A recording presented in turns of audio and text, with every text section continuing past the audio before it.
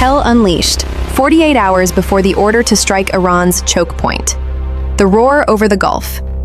The skies over the Persian Gulf have never been so thick with the stench of gunpowder. Imagine a terrifying morning at the Strait of Hormuz, where 20% of the world's daily crude oil flows. The gentle murmur of the waves is violently torn apart by the screech of F-35 Lightning II fighter jets. Beneath the dark blue depths, massive Ohio-class nuclear submarines silently take their positions, their torpedo tubes already opened. 13 American troops are dead, returning in flag-draped coffins. 300 more are groaning in field hospitals scattered across the Middle East. But that is merely the prelude to a symphony of destruction. In Washington, sleek black SUVs speed through the White House gates at 3 a.m. The lights in the Situation Room have never been turned off. A thick dossier bearing a stark red label, Top Secret Operation Persian Storm, lies on the table. This is not a drill. This is not a social media threat. This is the moment the American tiger decides to stop growling and prepares to tear its adversary apart. The world is standing on the brink of World War III, and the only remaining thread is Donald Trump's finger hovering over the launch button. The 4 deadly black holes. The U.S. military isn't opting for a traditional, full-scale ground invasion like in the last century. They are choosing surgery, excising the most vital organs of the Iranian war machine through rapid, targeted strikes. At the center of this plan are 4 strategic choke points. First is Karg Island, the crown jewel in the crosshairs. If Iran is a living body, Karg Island is the heart pumping blood through the entire system, with 90% of the nation's crude oil exports flowing through its terminals. A single squadron of B-2 Spirit stealth bombers dropping bunker busters could collapse Tehran's entire economy in under 30 minutes. The objective isn't just military destruction, it's holding the Iranian economy hostage.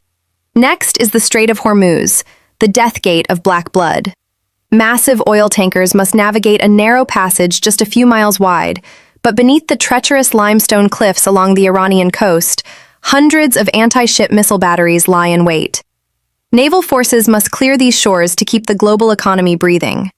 Finally, Larak and Abu Musa Islands stand as unyielding fortresses. Retaking Abu Musa carries massive symbolic weight, serving as a direct slap in the face to Iran's ambitions of Gulf hegemony. Phantoms in the night. Hit hard, destroy completely, extract silently. That is the mantra of this campaign. Night falls over the Persian Gulf.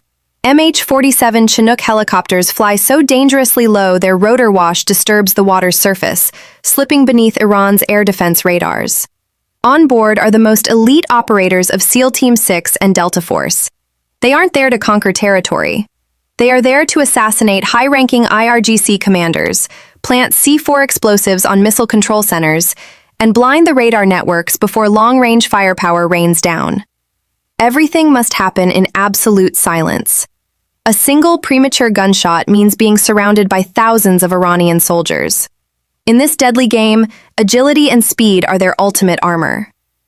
The battle within America. While the military readies its weapons, another equally brutal war is raging in Washington, the battle between hotheads and cold logic.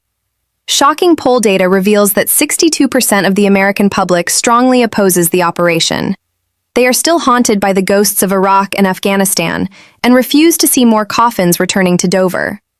Meanwhile, hawks like Secretary of State Marco Rubio are pushing for a decisive blow, arguing that inaction means a nuclear-armed Iran, and then hell will truly open. Conversely, anti-war voices within the Republican Party itself, like Representatives Nancy Mace and Derek Van Orton, are creating a massive fracture, demanding an exit strategy before boots hit the ground. President Trump stands at the ultimate crossroads of his career, deploying the fog of war tactic, projecting mixed signals of peace and total destruction to keep the enemy disoriented. The countdown to Judgment Day. The world stands at a terrifying crossroad. On one side is a fragile détente through back-channel negotiations, strictly denied by both sides.